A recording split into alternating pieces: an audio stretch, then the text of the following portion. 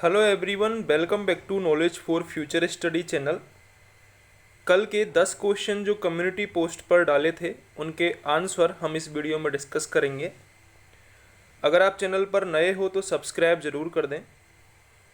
पहला क्वेश्चन है, संगीत के जयपुर घराने के प्रवर्तक कौन थे? 50% लोगों ने करा है अल्लादिया खान, 50% ने भानुजी महाराज करा है, लेकिन दोनों ही गलत हैं। जयपुर के जो संगीत के घराने के प्रवर्तक थे वो थे मनरंग भूपत खां। ठीक है, फोर्थ ऑप्शन करेक्ट है, मनरंग भूपत खां। भानु जी की बात की जाए तो ये भी जयपुर घराने से संबंधित हैं, लेकिन संगीत के ना होकर ये किससे संबंधित हैं?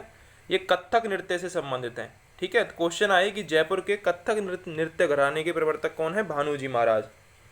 ठीक है, इसके अलावा जो अल्लादिया खान है, अल्लादिया खान जयपुर का जो अतरौली घराना है उससे संबंधित है, जयपुर अतरौली घराना। ठीक है, चारों चीज़ मैंने आपको बता दी हैं।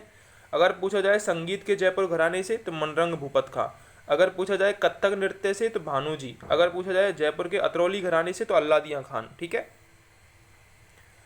अगला क्वेश्चन है, मुगल काल में चित्रकला का प्रारंभ किसने किया? देखो, दो लोगों ने केवल वोट किया है, ज़्यादा से ज़्यादा वोट करिए कम्युनिटी पोस्ट पर जो मैं डालता हूँ।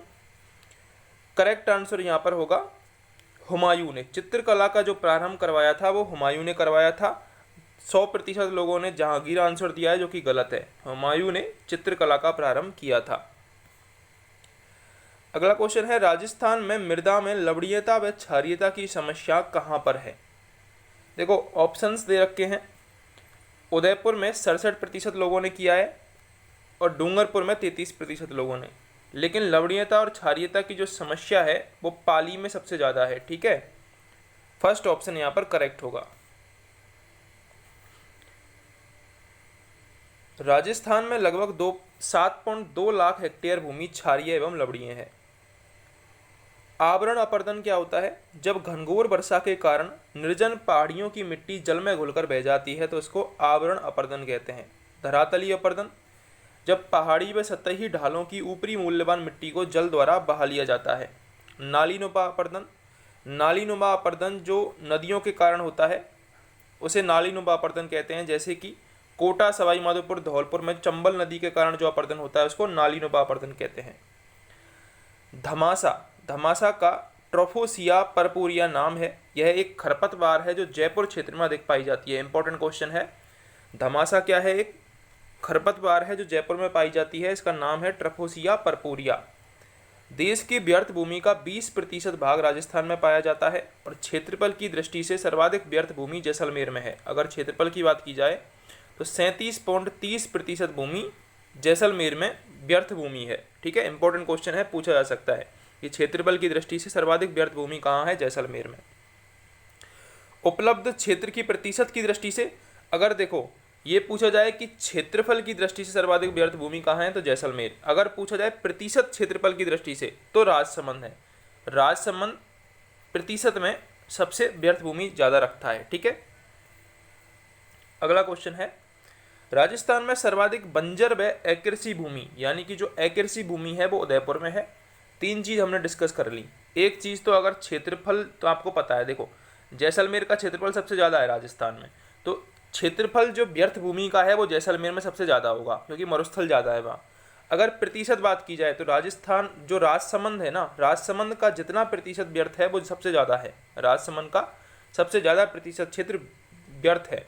अगर बंजर की बात की जाए तो बंजर में उदयपुर का नाम आता है। सर्वाधिक बंजर भूमि उदयपुर में है, जैसलमेर दूसरे स्थान पर है। अब अगला और मोस्ट इंपोर्टेंट क्वेश्चन, राज्य की प्रथम मृदा परीक्षण प्रयोगशाला। बहुत इंपॉर्टेंट क्वेश्चन है। राज्य की प्रथम मृदा परीक्षण जो प्रयोगशाला है वो जोधपुर में भारतीय क्षारीय मृदा प्रयोगशाला के नाम से खोली गई थी।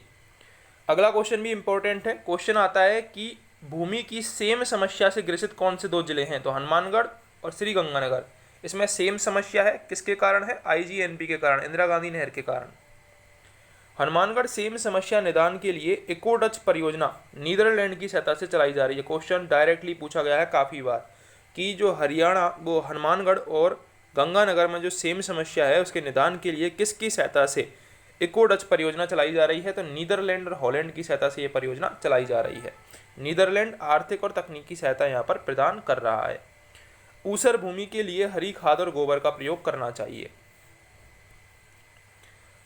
मिट्टी की क्षारीयता की समस्या को दूर करने के लिए जिप्सम का प्रयोग किया जाता है। अच्छा क्वेश्चन है।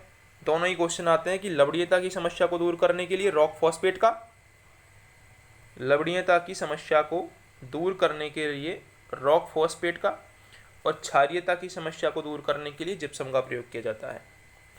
राज्य में वायु से मृदा अपरदन का क्षेत्रफल सबसे अधिक है, उसके बाद जल से मृदा अपरदन होता है। क्वेश्चन आता है कि सबसे अधिक मृदा अपरदन किसके कारण होता है, तो वायु से सबसे अधिक होता है। मिट्टी का अवनाल का अपरदन, जो मैंने आपको बताया था नाली नुमा अपरदन, अवनाल का अपरदन, वो चंबल नदी से होता है, कोटा, सवाईमाधोपुर, धौलपुर जिलों में। खड़ीन क्या होता है, खड़ीन मरुस्थल में रेत के ऊंचे ऊंचे टीलों के समीप कुछ निचले गहरे भाग में पानी जमा हो जाता है, जो ये मटियारी जो मिट्टी होती है इसको बोला जाता है खड़ीन। खड़ीन में पानी जमा होता है मरुस्थल क्षेत्र में। तालाब में पानी सूखने पर जमीन की जो उपजाऊ मिट्टी होती है उसको पड़ों कहा जाता है। तालाब में जब जमीन सूख जाती है उसकी जो उपजाऊ मिट्टी है उसको पड़ों कहा जाता है। अगला क्वेश्चन मैंने डाला था, राजस्थान के किस क्षेत्र में काली मिट्टी बहुतायत में पाई जाती है, तो ये तीनों लोगों ने सही किया है। काली मिट्टी हाड़ौती क्षेत्र में पाई जाती है। ठीक है, हाड़ौती क्षेत्र में काली मिट्टी पाई जाती है। 3 लोगों ने इसका आंसर दिया, सही दिया। काली मिट्टी से संबंधित एक चीज़ ये याद रख लो कि काली मिट्टी है, इसमें कपास की खेती सर्वाधिक होती है। कपास की खेती के लिए उपयुक्त होती है काली मिट्टी। निम्नलिखित में से कौन सी विशेषता थार के मरुस्थल से संबंधित नहीं है, 2% लोगों ने आंसर दिया है। पहला है यहाँ शुष्क एवं अर्धशुष्क जलवायु पाई जाती है, यहाँ रेतीली मिट्टी पाई जाती है, यहाँ सदाबहार वन पाए जाते हैं, यहाँ बालू स्तूप पाए जाते हैं। तो इसमें से हमसे पूछा नहीं कौन सा है, तो हमारा थर्ड ऑप्शन करेक्ट हो जाएगा। सीधी सी बात है, मरुस्थल में सदाबहार वन कहाँ से हो जाएंगे, सदाबहार वन तो वहाँ होते हैं जब पानी ज़्यादा होता है या फिर पहाड़ होते हैं। तो पहाड़ कहाँ पर है, माउंट आबू में। माउंट आबू में सदाबहार वन पाए जाते हैं, मरुस्थल में थोड़े ना पाए जाएंगे। तो एक बंदे ने ये सही किया है, सदाबहार वन यहाँ पर पाए जाते हैं, ये गलत है। निम्न में से कौन सा एक शंकुधारी वन का वृक्ष नहीं है, तो देखो एक भी पर्सन ने इसका आंसर सही नहीं दिया है।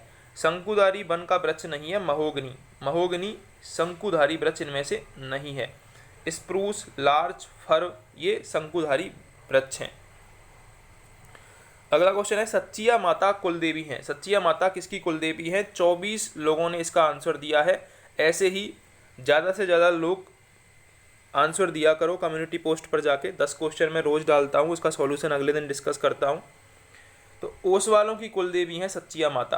किनकी है, ओस वालों की। 92% लोगों ने सही आंसर दिया है। माँ देवी सच्चिया माता क्षत्रिय स्वर्णकार, कुलथिया परवार, मारवाड़ी, ओसवाल, माहेश्वरी और महेचा राजपूतों द्वारा की जाती है इनकी पूजा। इनका मंदिर कहाँ पर है, इनका मंदिर है ओसियाँ जोधपुर में। ओसियाँ जोधपुर में इनका मंदिर है। ये आपको जो पिक दिख रही है इसमें ये सच्चिया माता का ही मंदिर है, ओसिया जोधपुर में। ठीक है। अगला है, राजस्थान के पहले लोकायुक्त कौन थे। 36 लोगों ने इसका आंसर दिया है और 36 में से केवल 28% लोगों ने ही सही आंसर दिया है। ठीक है, तो देख लो आपकी तैयारी कैसी है। आईडी दुआ, आईडी दुआ राजस्थान के पहले लोकायुक्त थे। 4th ऑप्शन यहाँ पर करेक्ट होगा। अब लोकायुक्त के बारे में देख लेते हैं थोड़ा थोड़ा। राजस्थान में जो लोकायुक्त का कार्यकाल है वो या तो 5 वर्ष है या 65 वर्ष की आयु तक, जो भी पहले हो, पूछा जाता है। इंपॉर्टेंट क्वेश्चन है। कार्यकाल आपको सबके याद रखने, राज्यपाल, राज्यसभा, विधानसभा। ठीक है।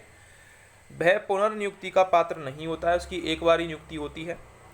राजस्थान के प्रथम तथा एकमात्र उप लोकायुक्त श्री KPU मेनन थे।